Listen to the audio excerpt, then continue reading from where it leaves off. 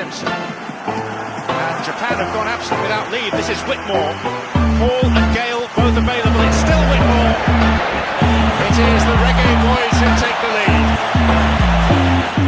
lead. Ball chat. Greetings, sports fans. Welcome to BCN Sports Halftime Show. I keep forgetting the name of this show. BCN Sports Halftime Show is a show where we review the week that was in the world of sports. And it's an absolute pleasure again, football family, our sports fans, to have Marcus Collins joining us. By the way, my name is Benton Lawson. Hopefully everyone is having a wonderful evening. The one and only, the man from Bright Idea Sports, to talk some NFL news. Marcus, wagwan, how you still? How are you? Oh, man.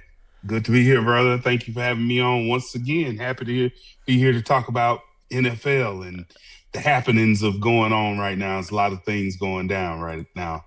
Look, some of the NFL fans told me that you jinxed their teams, man. Hey, Yeah. I just call it like it is, man.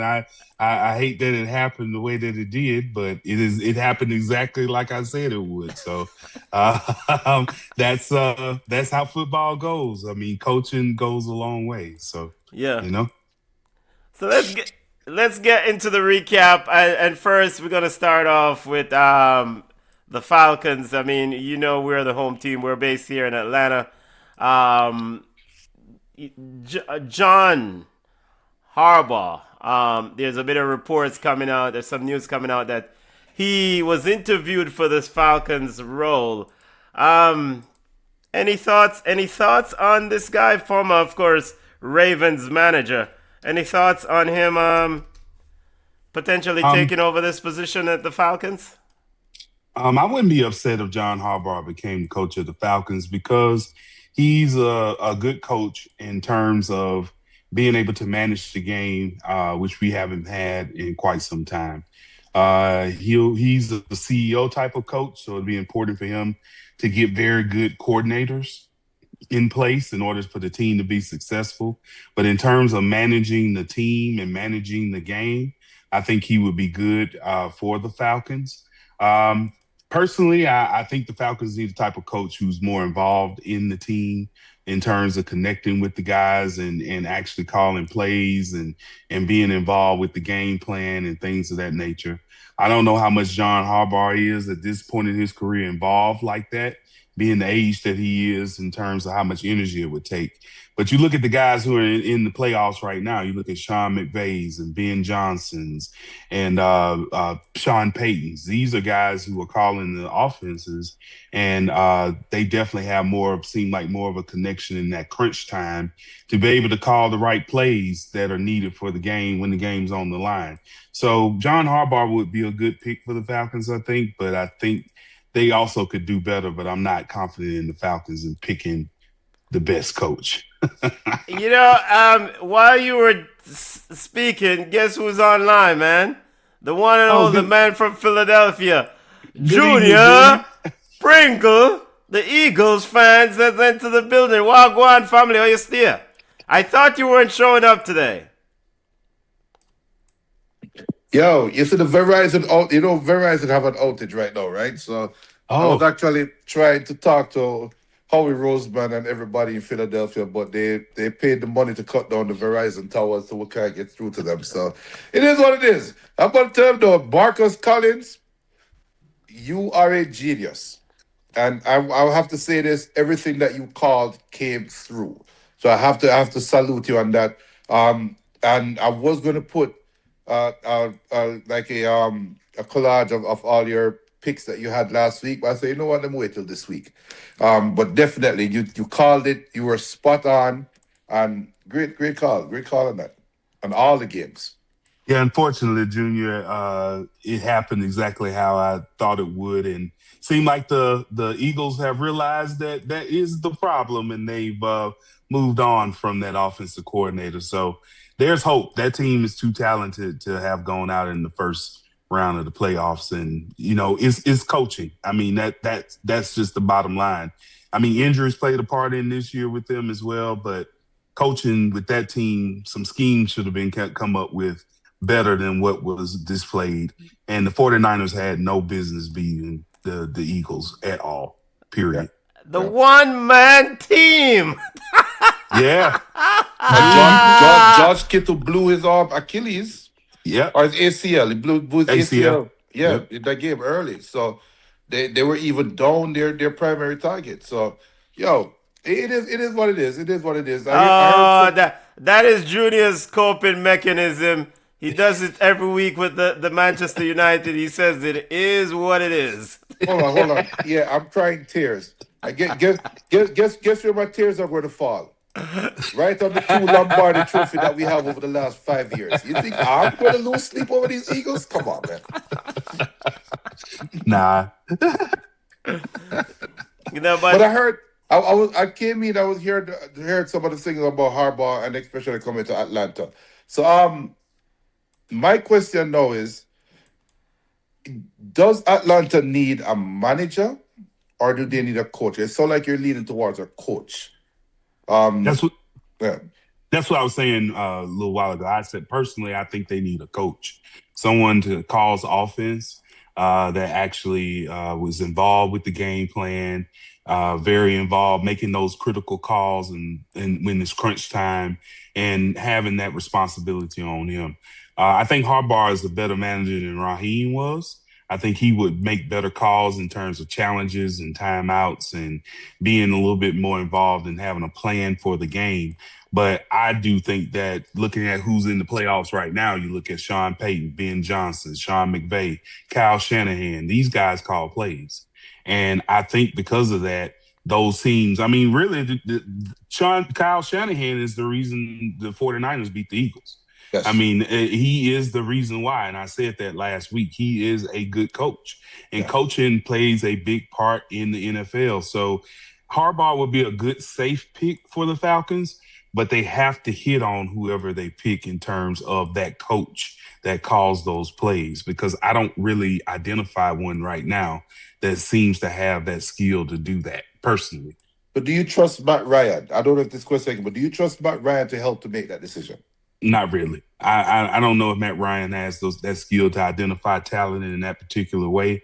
Once again, the Falcons are doing the hometown hiring and putting people in positions that you don't have any idea if they have any type of expertise in that area. Mm-hmm. And you're making them make decisions that will affect your entire team.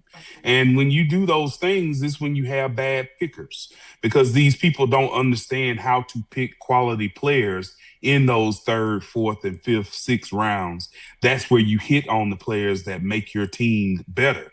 And the Falcons just clearly have, over the years, haven't had people that are able to make good picks. Yeah. Pivoting from the Falcons and teams that are not relevant at this time, well, up until last week. Let's start. Get your thoughts on Mike Tomlin's tenure at Pittsburgh. Mike Tomlin is out after 19 seasons, 19 years in the same place. I hope he put all that money in not the same investment account. Your thoughts on Mike Tomlin? Pros and cons. I mean, one Super Bowl, right? Yeah, man, yeah. It's impressive to be in a place that long. It talks about the stability of the Steelers. But somebody put a montage of when he came into the league as a coach in 2008 to now. And, man, it's amazing how fast time flies, because I still remember Bill Cowher being the coach of the Steelers. What I'll say about Mike Tomlin is that he was one of those coaches that were able to maintain the consistency of being a winning team in Pittsburgh. You never had that dip with him where you had those terrible years where you were a top 5 you were a top 5 pick in the draft. And some people will say, I would rather be terrible than to just be mediocre. But at the same time, you also want to be in the game every year. So I can say that Mike Tomlin had a consistent coaching career where all of his teams were at least in contention. And whether or not they accomplished their goal, and they only did it once to win the Super Bowl, I mean, there are teams who never win the Super Bowl. He's been to the Super Bowl more than once. He's only been fortunate enough to win once. But just the idea that every year you are in contention or you make the playoffs so many times and just have a chance to win the Super Bowl, that says a lot. And speaking as a Falcon fan, of going 7 years without even making the playoffs, it would be nice to have a team like that where at least every year, there's a chance that somehow, some way you could be a successful team. Mike Tomlin not planning to coach in 2026, even amid other interest from other teams. You think he'll be back in the league? And I think he has fatigue, man. 19 years doing something 19 years straight.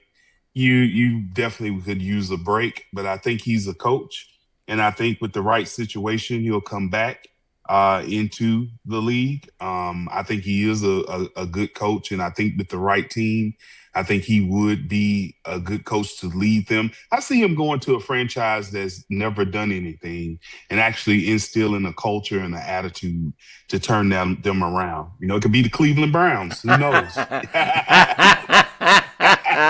And he will never go in a division. Why not the Baltimore Ravens? He will never go in a division. He will never go in a division. But right. I think different. I think he's done in the NFL, and the reason why he's a part of a fraternity. He's a part of a fraternity that nobody else. There's only 3 coaches in existence can say, I've been a Pittsburgh Steelers head coach. And Chuck Noll, you talked about Big Jaw. Again, Power. Bill Cowher. I don't know why I forgot to do that. Bill Cowher. Yeah, I love Bill Cowher. I used to love that Steelers team. Never carried them, but I used to love them. But he's a part of that fraternity of you only coach his team and don't go anywhere else. I can see Mike Tomlin going to a college team. I can see Mike Tomlin going to the West Coast, Stanford. I would say USC, but we already saw Pete Carroll did that. Maybe a UCLA, somewhere over there, or even Oregon. We don't know what homeboy in Oregon will do. He might get a call to come to the NFL. So, but I can't see him going to an NFL team. I think Bill Cowher got calls, and I think the Rooney family called him and said, "Hey, you're a Steeler. You're nobody else." And I think Tomlin will get that call as well. Okay. What about the Bengals? The Bengals could probably. No, he can't. He will never. Benton, he will never go in the division. Cleveland, Baltimore, and Cleveland, Baltimore, Cincinnati. They will never get a chance. Tomlin would have to be very scorned to even think about going into that division and coaching. Yeah. Let's get to some games on the field. I think Marcus said he's gonna have to jump off at 9:30 thereabouts. So let's get to it. Just quickly round up the results, the scores from this past weekend games. Rams 34-31 over the Panthers. Bears shocked the Packers. I'm gonna call it shock because you can't be leading by 18 and then lose. You're not the Falcons. 49ers over Junior Eagles 23-19. Bills over the Jaguars 27-24. Patriots over the Chargers. That was a crazy boring. That game shouldn't be in primetime TV. And the Texans punk the Steelers 30-6. And I'm so glad Aaron Rodgers hopefully is done. Junior talk about cold weather, all that crap last week regarding Steelers and Texans. It didn't matter. Marcus, your thoughts on these games, these results? So man, last week there was some common threads here that I'm seeing that's happening. We'll start with the Rams in Carolina. The Rams are a good team, but once again, they have some problems on defense. And this week, playing the Bears.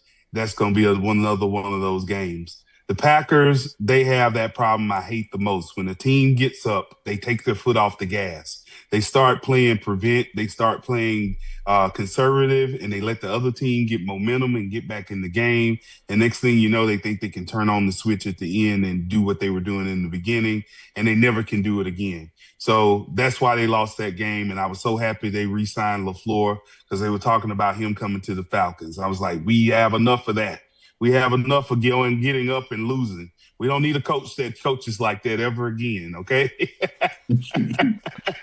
So that was that game. The Texans and the Bills was very interesting, but I do think that the NFL wants Josh Allen to make the Super Bowl. I think the inexperience of Trevor Lawrence and the Jacksonville Jaguars, they played a valiant effort, but I think that cost them with that interception. The Bills, I'm picking them this week too, by the way, over the Broncos, because I think they want Josh Allen in the Super Bowl. You're on this Josh Allen thing. I'm telling you, man, it's amazing.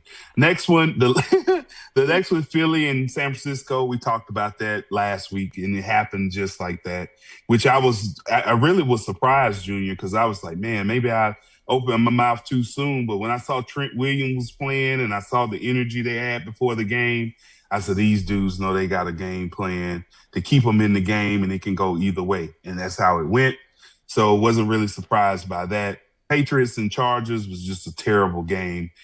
We still don't really know if the Patriots are for real, but we're going to find out this week because the Texans put the smackdown on those Steelers because that Texans defense is for real. But I am very concerned about C.J. Stroud and his ability to maintain focus and allow his defense to carry him through the playoffs. I think this guy may actually cost them to get into the playoffs. I really do. I'm really concerned about that. So last week was kind of crazy, which sets us up this week, which I think is going to be very exciting. I'm looking forward to it. All right, and divisional round coming up this week. The Broncos and the Seahawks are the number one seed. Right? In the NFC, the Seahawks and the Broncos, AFC number one seed, right? Yep. So they enter the chat this week. Bills versus Broncos, Saturday at 4:30.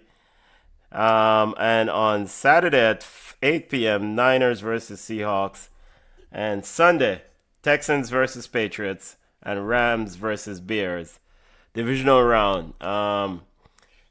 Talk to me, Marcus. Yeah. What you got? We putting money down based on what you did last week. Now, hey man, I felt good about last week. This week, all right, now I'm giving you my opinion, but I don't. It could go the other way. Should I use the kids' college fund? No, hell no. Because we could double this. Don't do that. All right, let's start with Buffalo and Denver. Playoffs is a different beast. And like I said, I think the NFL wants Josh Allen to make it. I'm really not sold on Bo Nix. Bo Nix is hit or miss, hot and cold. I have more faith that Caleb Williams can pull through in the clutch more than I do that Bo Nix can. This is his first time smelling some type of big-time game. I know Sean Payton's a good coach, but they're going up against Buffalo and Josh Allen. I think it's going to be a close game, and Josh Allen's going to have the ball at the end of the game, and Superman, once again, is going to come through, and he'll be the story of the weekend. So I'm picking Josh Allen and the Bills to upset Denver in a close one, probably low scoring for the first game. Second game, we have the 49ers and the Seahawks. This is the sneaky game because the last time they played, which was the last game of the season, Seahawks beat them 13-3 in San Francisco. Key point about that game, Trent Williams was missing from that game, and they only could beat the San Francisco 49ers by 10 points. It's telling me that the Seahawks are having some issues with the 49ers when it comes to their offense versus their defense. The same defense has gotten a little bit healthier now than they were in that last week.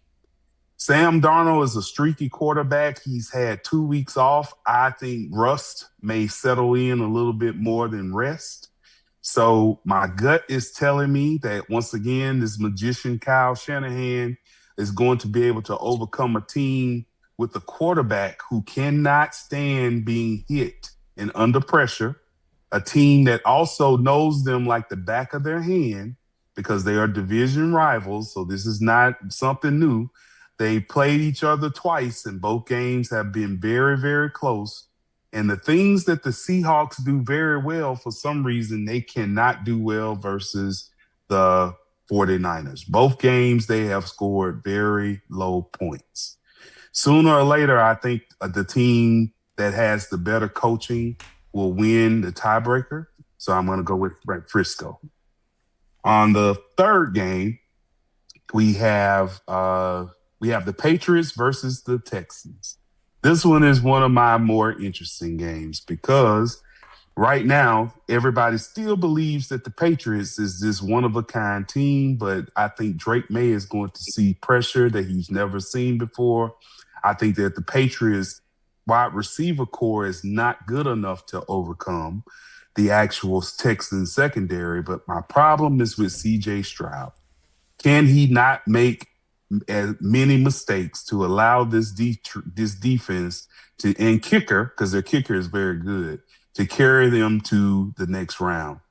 I believe in defense. This reminds me of the Ravens back with the Ray Lewis defense and having the offense they had. I'm still believing in the Ravens. I don't believe in the Patriots, so I'm picking the Ravens in that one. And then the Texans. Sorry, the Texans. Yeah. The Texans. I know you got the Ravens been gone. Wasn't that your Super Bowl pick? In fact, the Ravens still trying to figure out how much they're going to play Lamar to keep him happy next year. I know. Oh, my goodness. They got a lot to figure out there, man.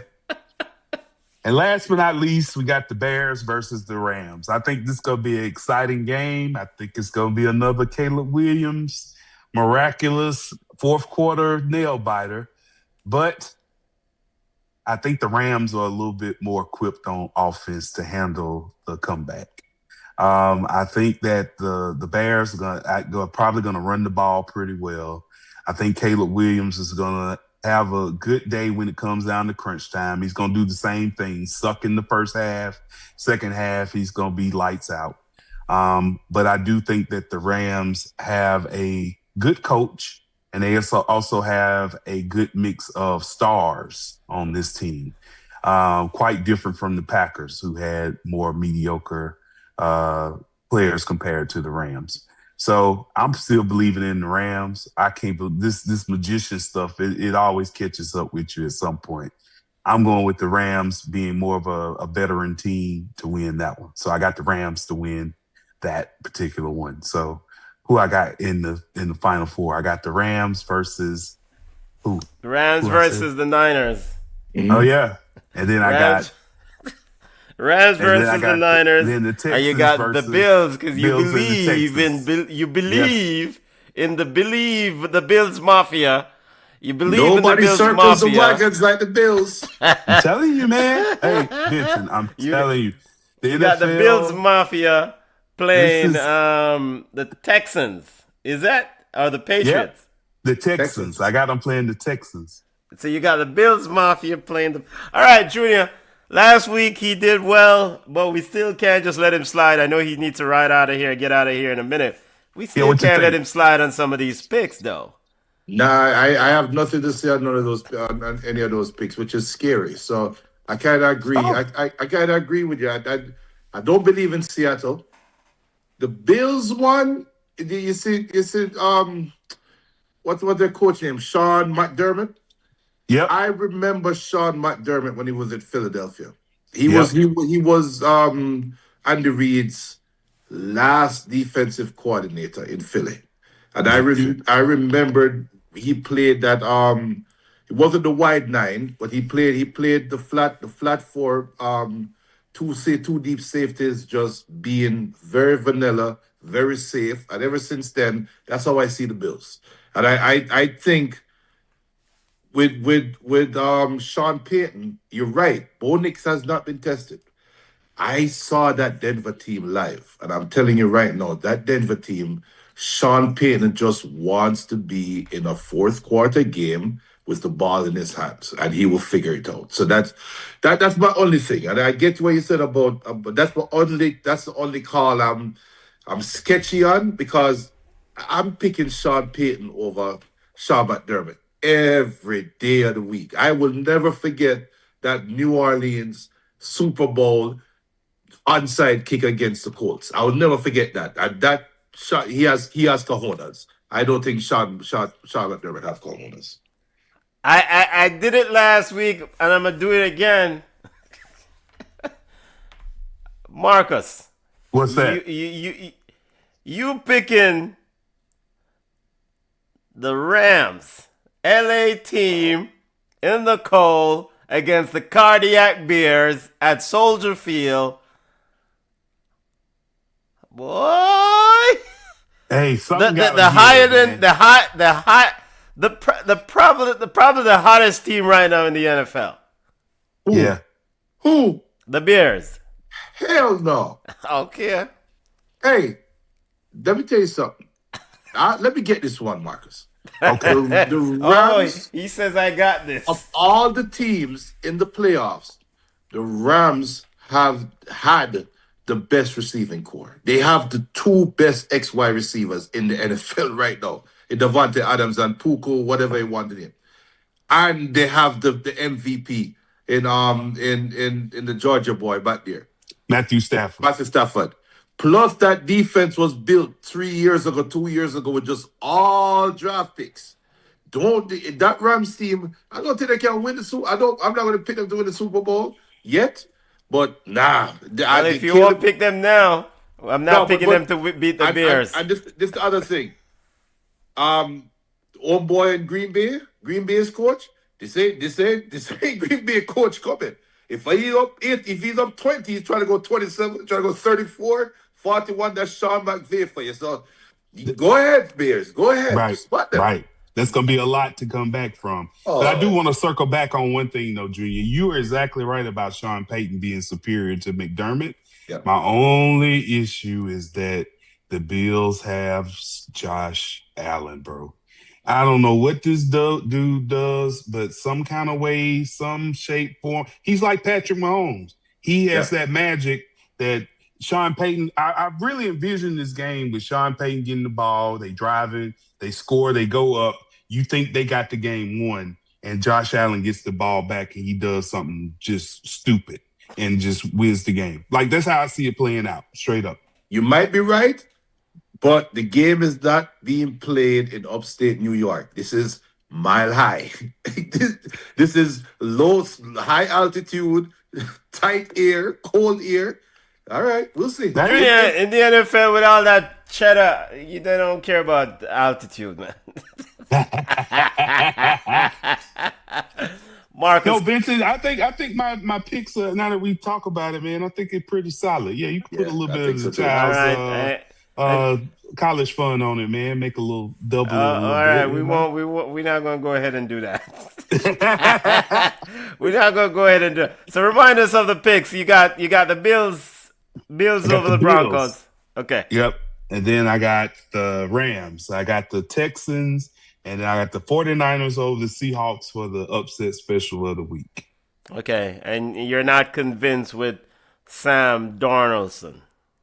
And I think if Sam Darnold was playing any one of those other teams, except for the Rams, I think I would think about picking them. But the problem is this division team. They know when you know a team is like preparation is automatic. They've studied them already. They know their tendencies. They know what they're gonna do. And I know the Seahawks are the same, but you have a coach in Kyle Shanahan that just changes up the script. And it's like, what? They didn't do this on tape. This is something totally different. That's where that coaching comes in. That's why you got to get that coach that can change up, not do the Falcon where you know what first down and 10, what the damn play is. Like, that's bad coaching. Kyle Shanahan, you don't know what he's going to do when he comes out for the first play. And you know what else too? One last thing on that. You're right about Kyle Shanahan, but they also have a very hungry coach and on defense, and Robert That's right. Saleh, That's who has right. to prove his pedigree all over again. And That's he's right. pissed off with the Jets. He's pissed off with the That's NFL. right. Yeah, he's gonna get another coaching job and poo-poo it Him- like he did with the Jets. Yeah, him Yep. and Van Joseph and Denver. So you Yep. talk about Josh Allen. Okay, all right, Yeah. Van is here. No worries. We- So watch We out got for that. it. There Hey, you have it's it, gonna be man. exciting. Big up yourself, Exciting. Marcus Collins. Yes, sir. Yeah, don't put the college fund on it, people. Just put a small percentage. A little bonus money, a little bit of the New Year's bonus money. Just a drop that little on bit of the New Year's bonus on that. But big up yourself, Marcus. We circle back next week. Okay, brother. You know, Respect, Marcus. if these picks go left field next week now, Hey, man. we gonna have to go to the fish fry or something. We gonna have to eat something. Easter's coming. Take care of yourself, Marcus. Stay Respect, up, All right, brother. salute, bro. All right, take care. All right, man. Yes, sir. There you have it, family. Marcus Collins of Bright Idea Sport. Junior, we're gonna pivot to AFCON now. We got a lot of things to talk about as I size up these images. Oh, the AFCON game. 'Cause the last thing I saw, because I was following on my phone, then I got out of Wi-Fi, my Verizon service is gone when I was driving. I was doing a watch along. I had to leave with a minor emergency. Last I saw, Nigeria missed their penalty. Yeah, Nigeria is dropped the game. Yeah, Nigeria is out. Let me resize some of these things up. But talk to me about the first game, Senegal versus Egypt. And where's Senegal's zone? What's Senegal's zone in the world? They got a World Cup, right? They're in the world. Actually, I think they're in a group with Argentina. Right. Yeah, of course, Senegal is in the World Cup. No, but you know why I'm asking, right? Yeah. Let me pull up what group. You know why I'm asking, right? Why are you asking, Junior? This Senegal team might go very far in the World Cup. They're in a group with France, of course, Norway, and a team to be decided. One of the playoff teams. Lord have mercy. Ooh, DR Congo. So Senegal is a proper football team. Senegal, Egypt is as well, but Egypt is very limited. Now, even though that they are limited, that game was a proper football game to me. What I saw was a team that knew that they were more superior than the other and played to their strength, while I saw another team that knew that they weren't as superior as your opponent, but they tried to play with what they have to the best of their ability. And that made a proper football game. In that Senegal knew they were the better team. And they were very comfortable, very compact, very tight, moved the ball quickly. They looked like a proper national team. While Egypt looked like a team with bad intentions, and they knew who they were. And that, like I said, it was a good game. It's a moment of magic by Sadio Mane, but it was also an opportunistic goal where I don't remember who it was that tried a long shot, got a deflection, a fortuitous bounce, came right to Mane, and Mane quickly got the ball out his foot. And for all the young footballers out there that's watching and the young strikers, I want you guys to look at how quickly he got the ball out of his foot, that the defenders that were around him could not react to the ball. The goalkeeper couldn't even move. That's how quick the ball was shot. And that was the difference in the game. Egypt had their opportunities. But while you saw areas where they were able to create an advantage, Senegal quickly took it away from them. And that to me was the moment in the game that tells you that Senegal is just a bigger team. It is just a better team.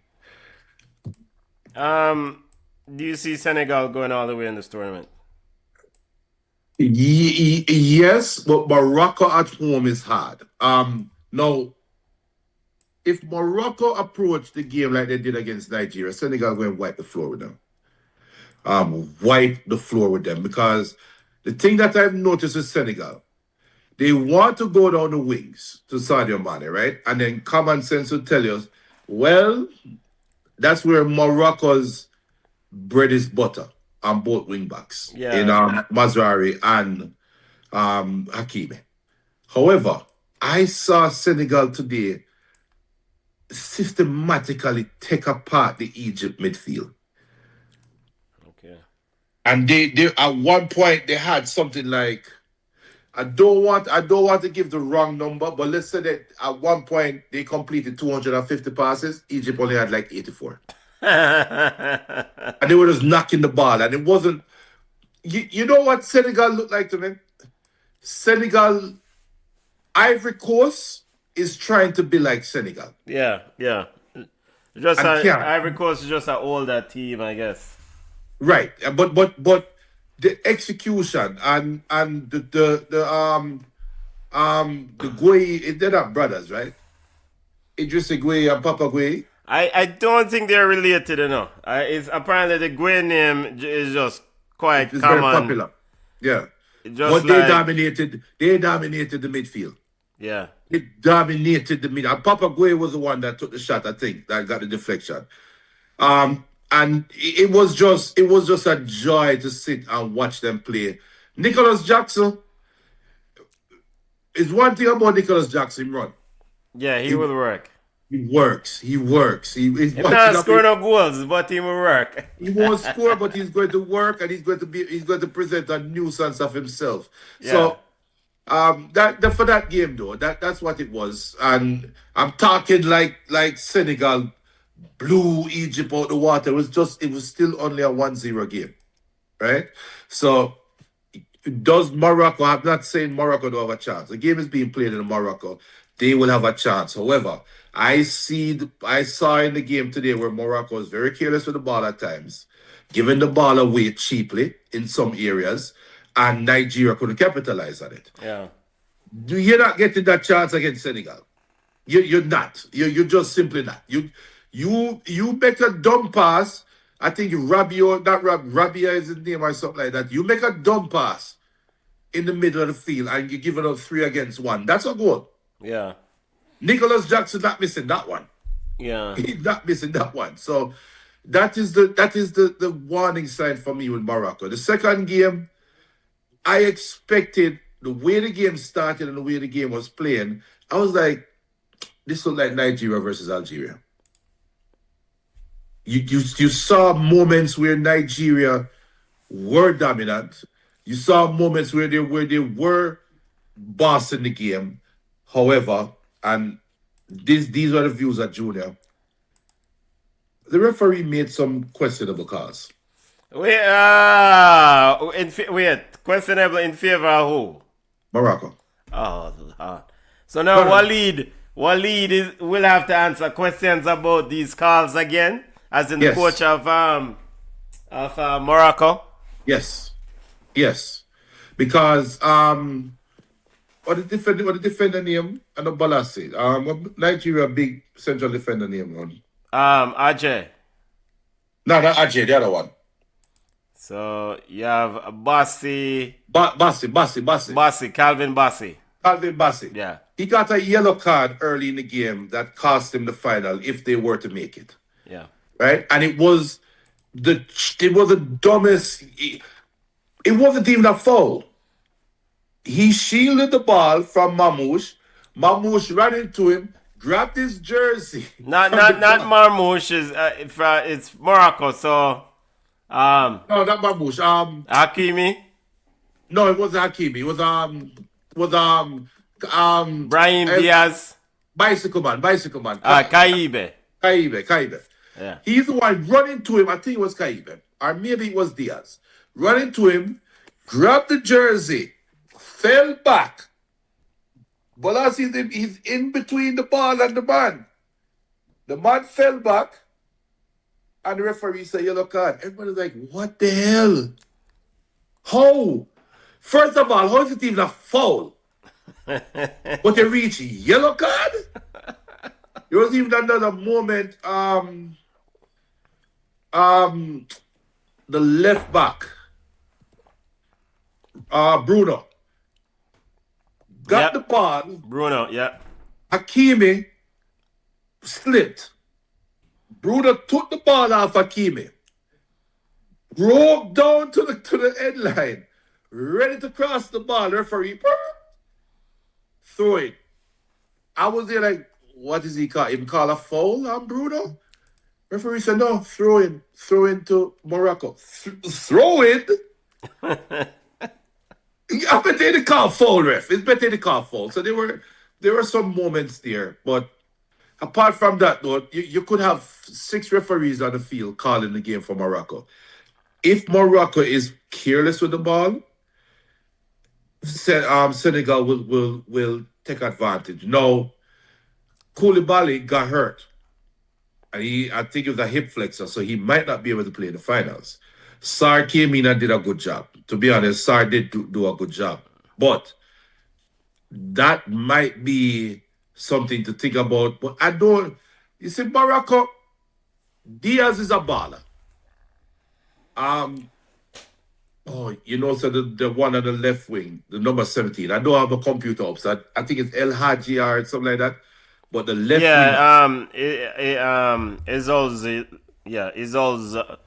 Zozoli. whoever him is, Yeah.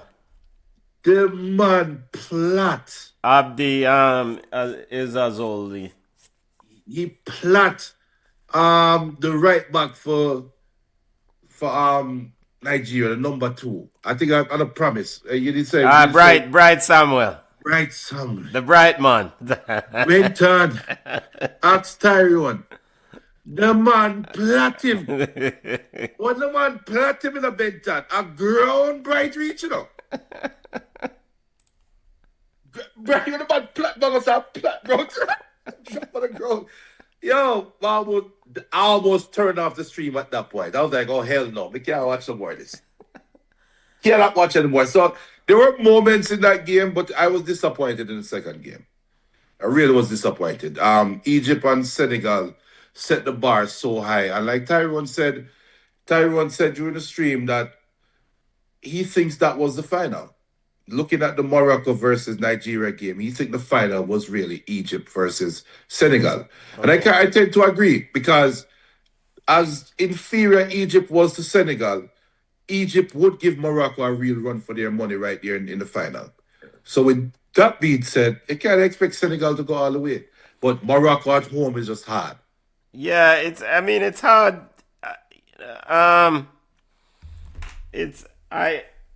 All right. I don't want to jinx Senegal, and I think coming into the tournament, I lean towards picking Senegal without emphatically picking them. And those of you, big up those on the live, big up those who are new to BCN Sports. Welcome to BCN Sports. We have quite a few new subscribers. Welcome to the channel. On the road to 550. Yeah, man. Big up, big up. My name is Benton, along with George, Junior, the man himself. I think when you look at depth of these two teams, or this entire tournament, there are 2 teams that are probably the deepest teams in this tournament. You have Senegal 1 and Nigeria 2. And It's hard probably to separate these 2 teams in terms of depth. And I think it's almost like you had that golden generation of Senegal, and you probably won't see another generation of Senegalese ballers like this in another 5-10 years. The level of talent that they have, not just starting but coming off the bench. I mean, when you look at this young kid, Mbaye, 17 years old. I mean, those of you who are new to us watching football, we are Jamaicans and who follow Jamaica and cover Jamaican football heavily. We would have, right now, would have given right hand for a 17-year-old. And no man we talk about whisper, for a 17-year-old to come in an international match and make an impact like that consistently.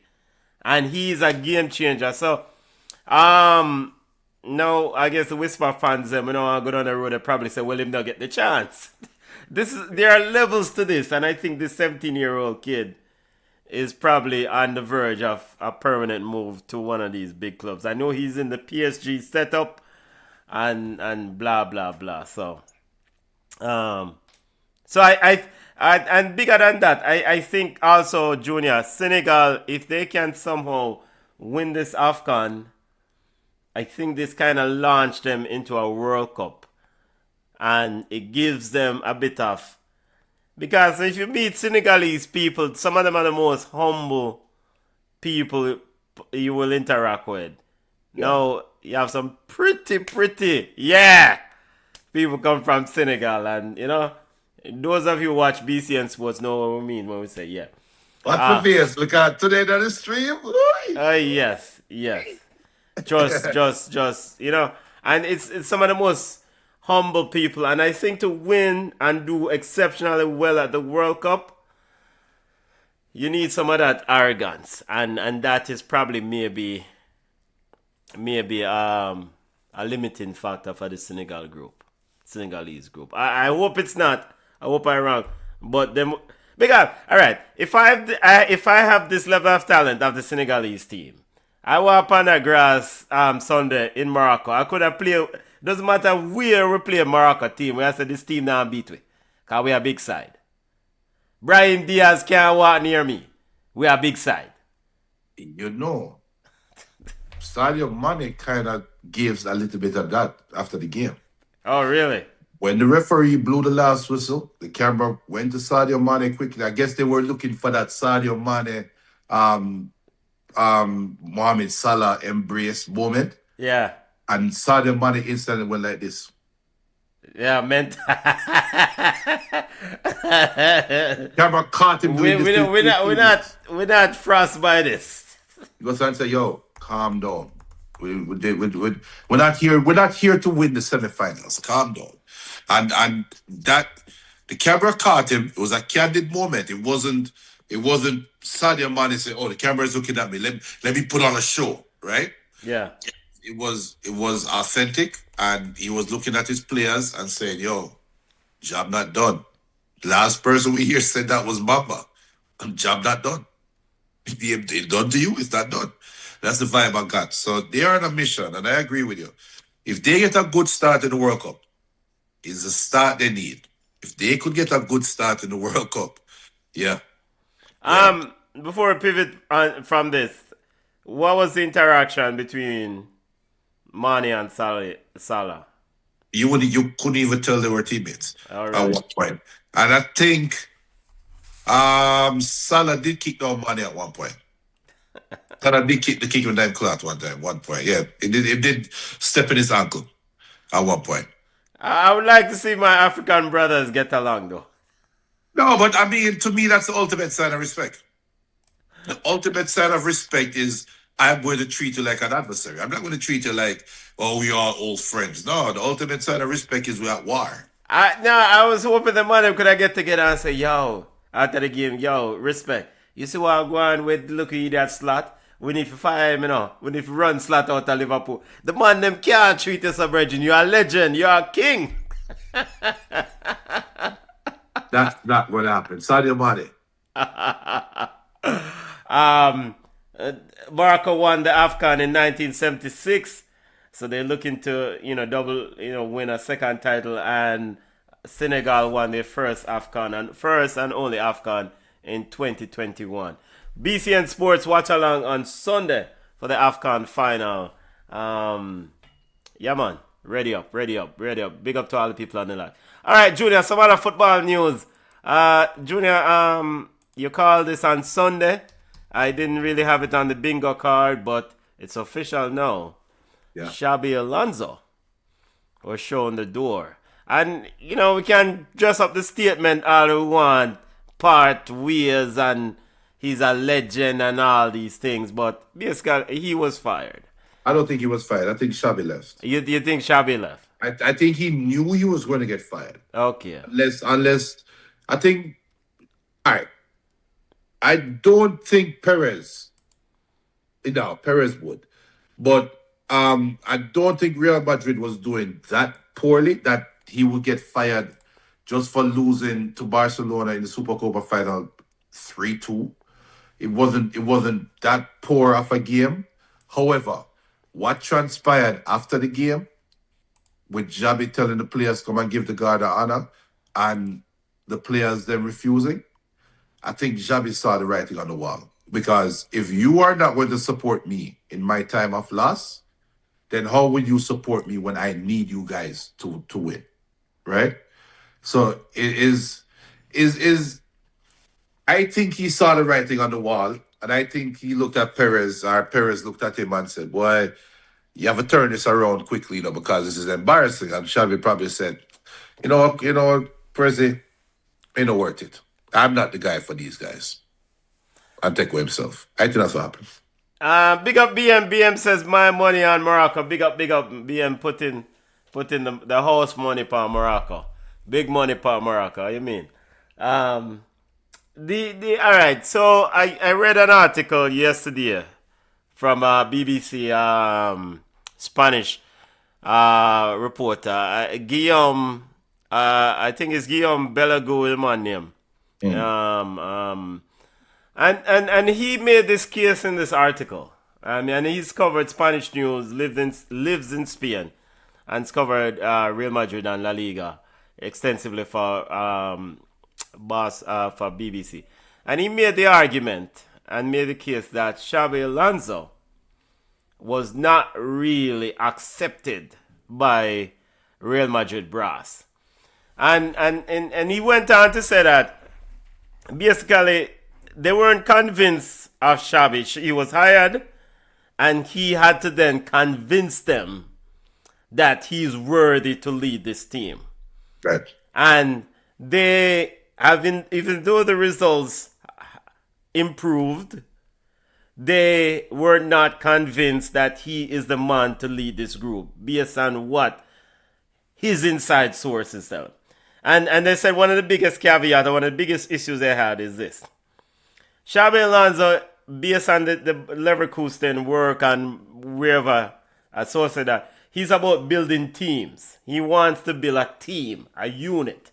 Mm-hmm. Real Madrid is a one-man, two-down, three-down sort of thing. There's no team thing. It's about stars. And Xabi... And so, what do you think about that scenario? That conclusion and that reporting? Because that's a reporter reaching. That's a reporter reach. I don't think that's true. I think that's a reporter reaching. I don't care if he says he has sources. I could write that article, and I could create a source. You could, but you don't have the sources. Yeah, but my source would tell me the same thing, because that's just logic. That's just logic. That's just logic. Yeah, just logic and a man source. You want the man that's your source? No, I'm not saying that's your source. You can just say I believe. No, you know what? I've been told by a high place representative within the organization that blah blah blah blah blah. That sounds different. That sounds better than I believe. That sounds more believable, right? However, when you look at what Real Madrid has done, simple logic would tell you that they are all about individuals.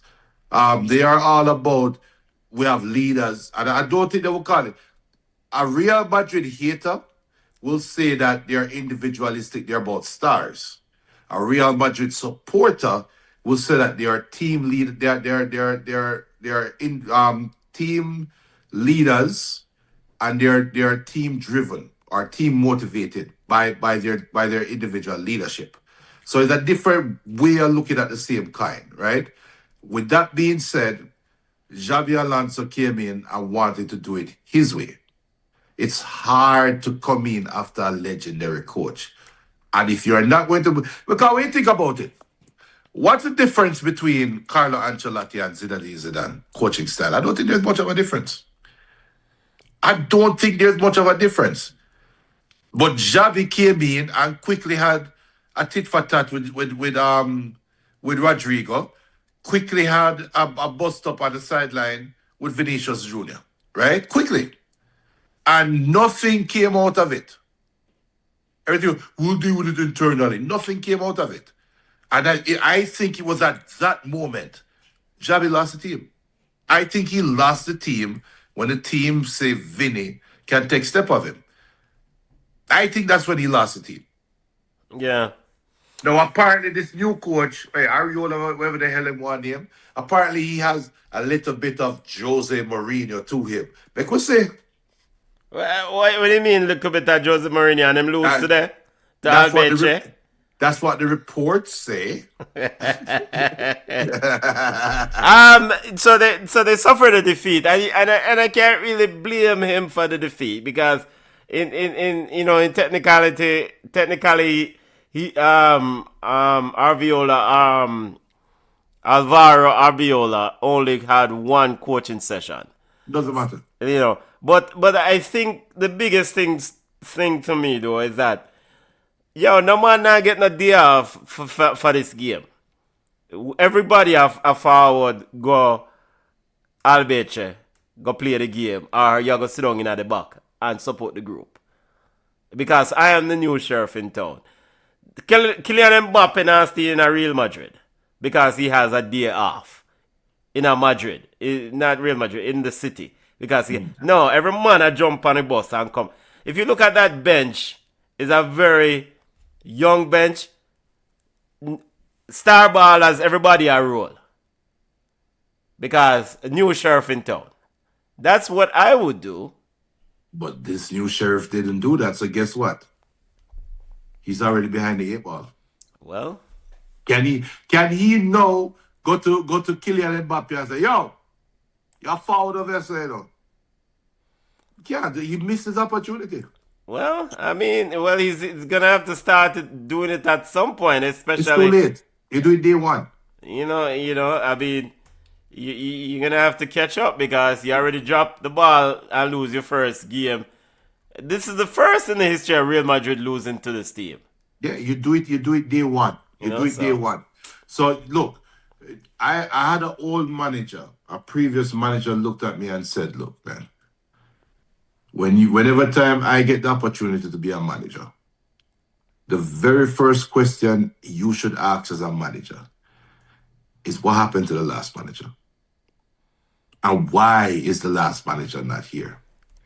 And if it's not something that he did on his own, you cannot trust that staff. You cannot trust the staff. It makes no sense. Logically, it makes no sense. And when I thought about that, I said, But you can't get rid of the players then. What are you gonna do? You cannot get rid of the players. However, you can now force the players to try to earn your respect. And that's a difference.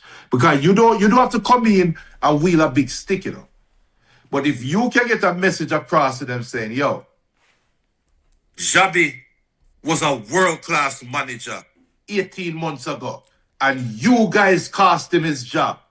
I am not going to sit here and make you cost me my job. If you can get that message across without them feeling attacked, now you guys are starting on the same page. Now let us develop something together because I don't trust you. You have to earn my trust. I have to earn your trust. But I'm not going to come in and, oh my God, that's Kylian Mbappe. Hey, Mr. Mbappe, sir, do you want to play this weekend? No? Okay. You can stay home. That's all right. We'll figure it out and then we'll come back. We will check and see what your practice schedule is. Okay, Kylian Mbappe? All right, okay. All right. Yeah, take the thing too far now. No, but that's what happened. So then how you going to tell him now to run back in a Champions League game when him tired and you say, yo, Mbappe, run back. I say, yo, brother, I can't but I run back, brother. What are you talking about? Run back. Yo. So this have ripple effect, right? Yes. Xabi Alonso being out in the streets. Slot over at Liverpool. Does the Bulls I know even get a bit more laser focus on Mr. Slot to secure himself? Because Xabi Alonso was heavily considered, at least if reports are true, were heavily considered. In fact, maybe Xabi Alonso was the first choice for Liverpool Football Club. It would be it sound good on paper. Maybe if I was the owner and if you were the owner, probably they will be thinking that way. However, the history of Liverpool, they don't have the history, and especially this FSG or whatever the name ownership group, they don't have a history of being that ruthless. You're not going to win a Premier League title last year and then come back and get fired this year just because you want Xabi Alonso, the next shiny toy. That's Chelsea acting. That's Manchester United acting. That's not Liverpool. That's not Manchester United don't select shiny toy, man. Move up. Well, we'll get to that, though. No, we'll never get to that. We'll get to that. But we saw the performance, the games of Liverpool and the season. So I mean, of course, you can't really think about what's behind you. You can't think about another manager at the road. You can only laser focus and do your job. But saying that, I think, Pat, we are humans, and if your results are not satisfying the Liverpool brass, and you know, and some of the issues that we've seen with Liverpool, hey, somehow we'll circle back to this. We don't know what if Liverpool's criteria is top 4, top 5. Yeah, we don't know what it. So hey, look, get there. They are already there. Get there and stay, because we don't know that Xabi Alonso is not gonna be on the road for a very long time. He's that good of a manager. Because he won with Leverkusen, toppled the big Bayern Munich. He's not any manager right now who's in a position that they could be vulnerable. Need to recognize that Xabi Alonso their road. I think Xabi is going to end up in Italy. Yeah, anywhere. Any manager would. I think one of those top 5 teams in Italy is going to surprise people and get rid of their coach. There's too many good coaches out there. How you mean how many good coaches out there? Xabi is one. I'm considering Luis Enrique as being out there now, because Luis Enrique says he's not renewing his contract. So he's leaving PSG next year. So Luis Enrique. You know what? I think Luis Enrique might take a sabbatical. Nah, he wants to coach. Yeah. He wants to coach. So, and you know, he's not out there. Who else is out there? Xavi Hernandez. I would say good coaches, man. Xavi's a good coach. Come on. Man, now because, all right. Ruben a coach that has won something recognizable. Not because he coached some Saudi league. This is a shame Xavi Hernandez get runner from Barcelona. But didn't he win the title at Barcelona? Brethren, anybody can win La Liga at Barcelona, brethren. But he won the title at Barcelona. He has a title to his name. And why did he get runaway? Because he had the board had differences, right? Man, Xavi Hernandez. Xavi Hernandez is not on Xabi Alonso's level. I think Xavi Alonso is just a better flavor ice cream, but they're still. I call money ice cream around here. Clean up the that's true. Yeah, that pause. Wow. But you know what I mean. Boss, I don't know what you mean, but I get you. I get what you're trying to say. Yeah, it's just a flavor of the month. It's just, but they're on the same level. I am not going to look at you and tell you that Xavi Alonso. All right, Xabi Alonso has shown that he can build a team, right? Yes. Xabi Alonso has not shown he can coach stars. He has failed to coach stars. He's failed to coach Real Madrid stars. No, it doesn't matter. There's no extra adjective. He's failed to coach stars. Real Madrid stars. I think there are different levels to the star thing. Probably. There are different levels to the star thing. And I guess you're making the case for Xavi Hernandez because there are reports that he might be heading to Man United. Nah, not going to Man United. Huh? Nah. Manchester United that we're talking about. They're a true dumpster fire. Okay. There is, yeah. That. Xavi Hernandez, after several days of speculation, are not being able to continue as club manager following successive major defeats against PSG in the Champions League and El Clasico against Real Madrid. Xavi reversed his decision and leave the football club Barcelona following talks with management. You don't want a manager who run away when the things get hot. And that was Xavi. And I lose gear. You know, Xabi Alonso did one at El Clasico, so he has that under his belt. 1-1 and lose one. He took Barcelona out of the trash that it's in. I think they're still in trash. No, they are a lot better place now. Brathwaite, that Brathwaite You introduction always bring video. up this brother Martin Brathwaite. But he represents an era in Barcelona that you cannot forget. And Xavi Hernandez brought them out of that era. And Barcelona likes to provide assistance to people. I mean, it's part of the charitable nature. That's why they sell grass. This is why they had UNICEF on the shirt. They're very philanthropic in nature. Yes, I could have said so much I could not say it. But Michael Carrick is now the man over at Manchester United for the remainder of the season. Junior, Michael Carrick, formerly of Middlesbrough, right? He's very excited about this role. Manchester Derby is his first thing. And his commitment is to elevating this club to its rightful place. Junior, your thoughts? What is this rightful place? I don't know what the hell he's talking about, because if the reports are true, it was Michael Carrick and Ole Gunnar Solskjaer neck and neck for the job. Ole Gunnar Solskjaer wanted to have his own staff. Michael Carrick did not care who he was given as a staff. And that's the difference.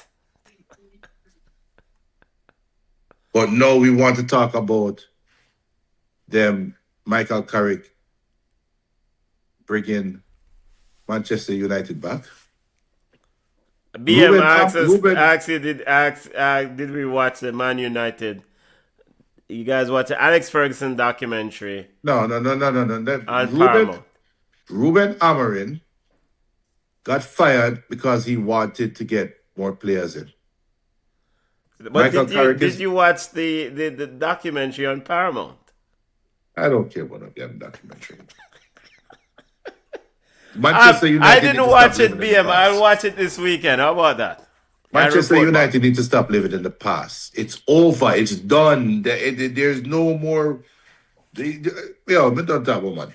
BM says Fergie took decades to build a powerhouse that was destroyed in a few years.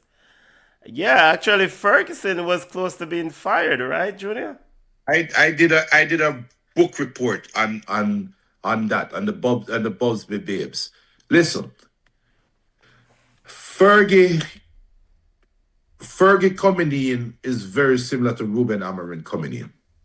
I'm not saying Ruben Amorim could have replicated what Alex Ferguson did, but Ruben Amorim's tenure is very similar to what happened with Alex Ferguson. And yes, he had to win an FA Cup title or he was going to be fired. And that's the whole story behind that, because he was failing.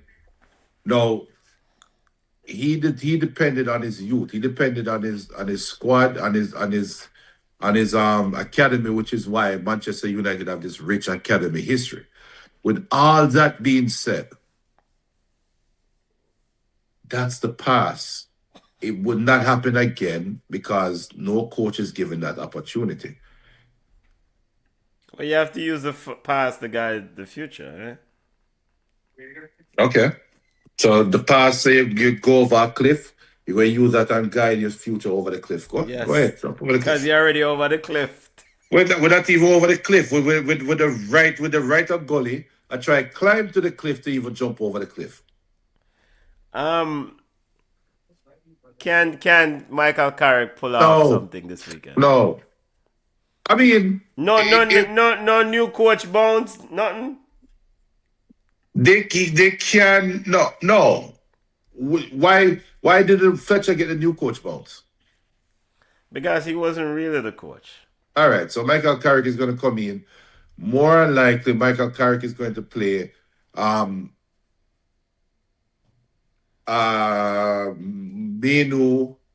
Casemiro, and Ugarte together. More likely, I'm expecting that.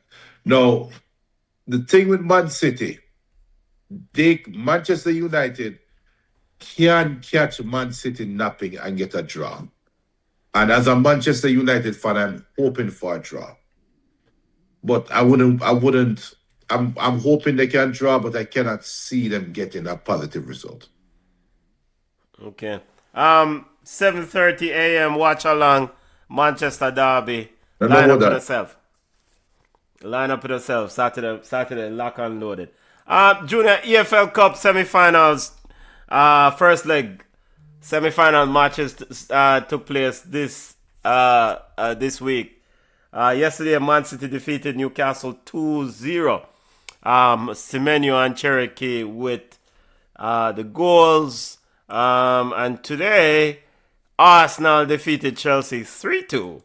And I thought it was a one-sided affair until Nacho Cheese, Alejandro Garnacho, scored 2 goals to make it a little bit stressful for the Gunners there at the end, family. Yeah. Arsenal took them foot off the gas too early, and they don't realize it's a two-legged thing. And Liam, Mr. Rossinier, you have your job cut out for you. Because a lot of people seem to think that they can just change a coach and a team just flip on the switch. No, you are who you are. The players are who they are. So the coach have to come in either with a complete overhaul of the system or some dynamic changes in the squad, which we know they're not going to be afforded any dynamic changes in the squad. So make us see how this thing go. Make us see how this thing go for Chelsea. Mr.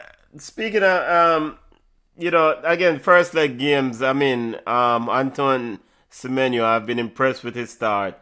And yesterday, to go to the Magpies and take a 2-0 lead back to the Etihad, it's a very important result for Pep.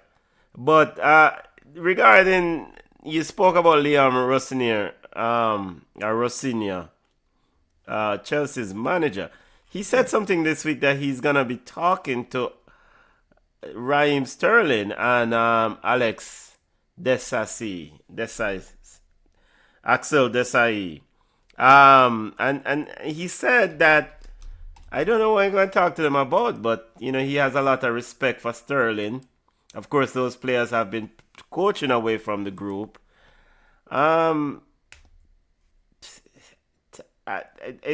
Could there be a way back?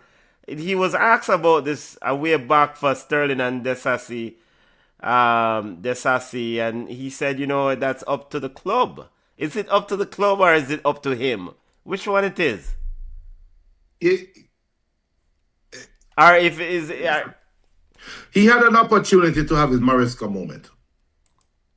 Remember Mariska say, "Yo, yeah, he said that these are not my players." And before you even said that, Junior, let me make sure I represent exactly before you chime in. Let me get his exact quote because I don't want to misrepresent anything. He says, I will have conversations with them.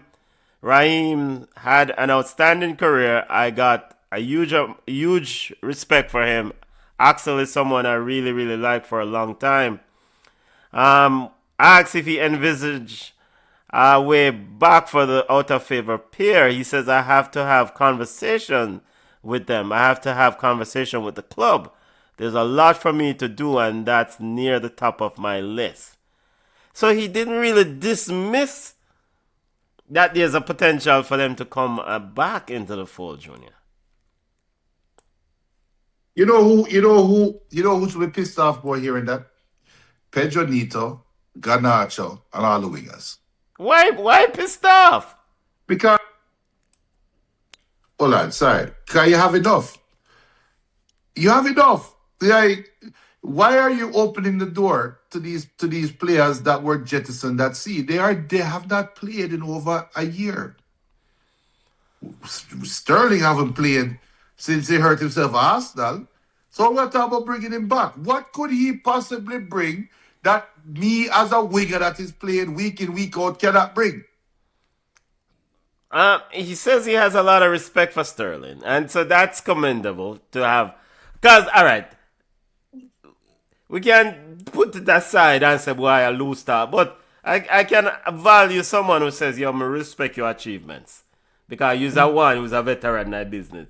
Unless, unlike Maresca, who came in and was a pit bull, said, yo, I don't care about nobody. This is my side. I don't care if you have respect or you have this accomplishment or you are a veteran or what. I think I can have some level of admiration for Liam, who comes in and said, yo, Bridget, you have had an outstanding career. I have a huge amount of respect. Me, I go have a reason with you.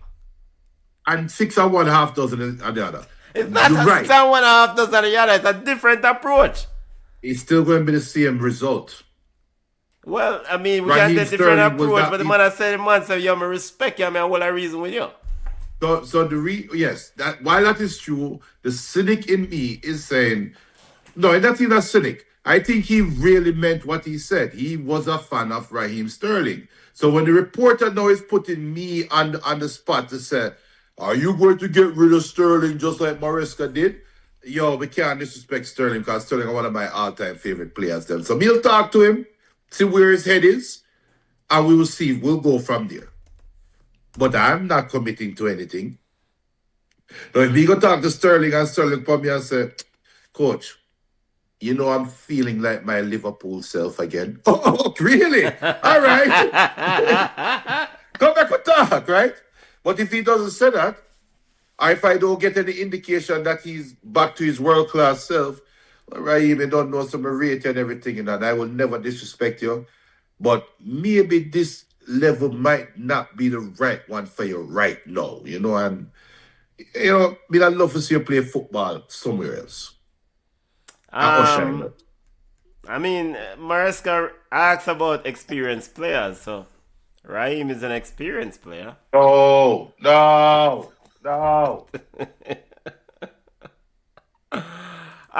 Before we step away and you know, we know if we go we are, just looking ahead to the EPL games coming up this weekend. You know, running through the schedule, of course, the Manchester derby we just highlighted.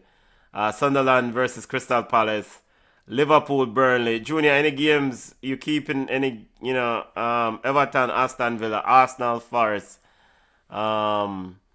Any games you keeping track of? This Tottenham West Ham game may have a sweet stomach ache for one of these managers whosoever loses this game.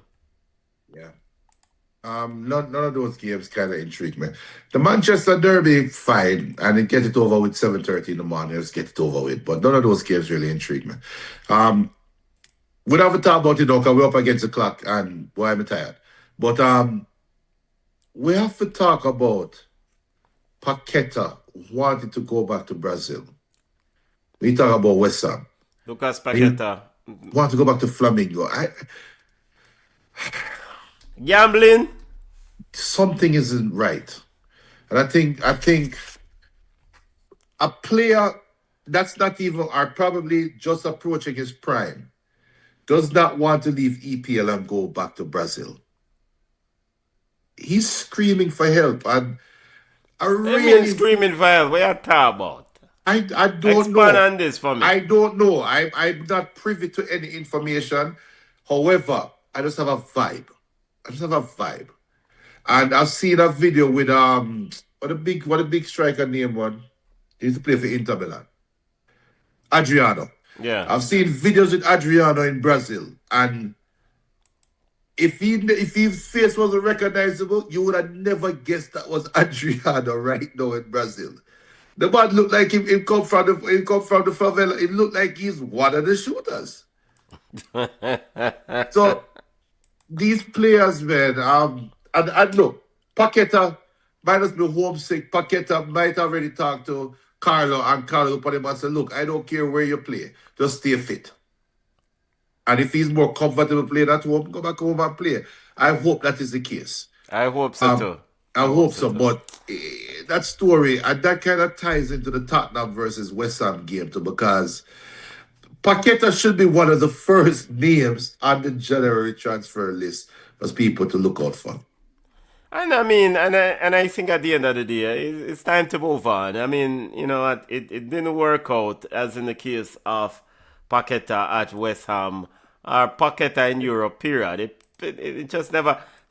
Talented baller, I don't know his backstory or what else, or what go on a corner, but it is what it is. Like, time for him go my yard. I think West Ham will have to lower this valuation. They valued him at what, $67 million. You won't get 67. You take what you can get and move him off your books. I think that would be my approach. Okay. Yeah, I think he's $100 million baller. You think what? I think he's $100 million baller. Yeah, but you not get nobody not pay that for it. Yeah, because the player is being hurt by the person, which is sad. Well, they were wanting the BBC see him. Hey, Jamaican football news before we go. Quickly, they play Grenada this coming week. The 18th. Junior, I don't know what to say about this game. Corey Bennett and Cameron Lacey were added to the team.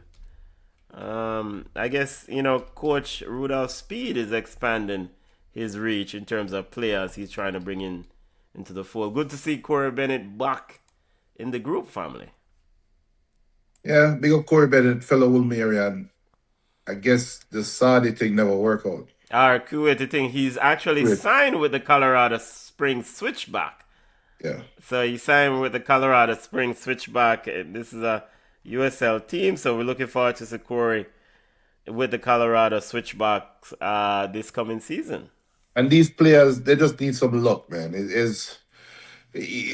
Talent is one thing, but then when the talent is kind of equitable, you just kind of wish some players get the luck that other players got, because some players out there with all this luck and it not working out for them, while you have other players out there that can be said to be just as talented, not getting the opportunity. Sad.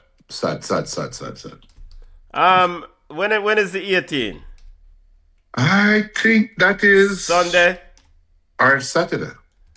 I think that's Sunday, Junior. I think that's Sunday. 14 today the 14th, right? 14th, Yeah. 15th, 16th, 17th. Yeah, Sunday. Any thoughts on this squad, this game against Grenada? We'll do a watch along if we can find the game. Are you going to pay the $10 to JFF? I will not be paying the $10 to. So we're not doing a watch along fight. But we'll be doing a watch along at the AFCON game simultaneously. This game, I think. What time this game will kick off? Sunday. 3 o'clock, right? At 5 o'clock that kick off? Oh, okay. I have a hard stop Sunday at 6 o'clock. Hard stop. Not have a game at 6:50. Yeah. Well, Junior, we know you can always leave at any time. The football family said that. Yeah. BM says time for go my yard. BM says that something about a box side. Bonfire for reggae boys. Box side. Yeah, I mean that team that team they put together it don't move the needle for me. It's just like whatever. And what the MG Sports and big up military Guna. MG did report that the team in training defeated Cavaliers are some pickup side 3-0.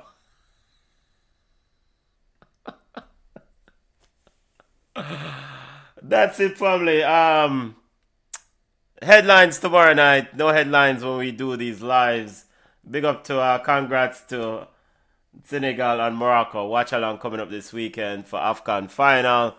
We also have Manchester Derby watch along on Saturday morning. So weekend fully loaded of watch alongs. Line up on yourself. Bless up on yourself. Have a wonderful Thursday. We need to find some food at dinner time because we just coming from work and. You talk about food? What's that? Yeah, you see there? You have some wings lined up already. Line up a thing. Hungry. Ready for eat some food. Yo, people. I that big up, smash the like button, subscribe to the channel, tell a friend. We'll see you when we see you. Stay safe out the road. Look more.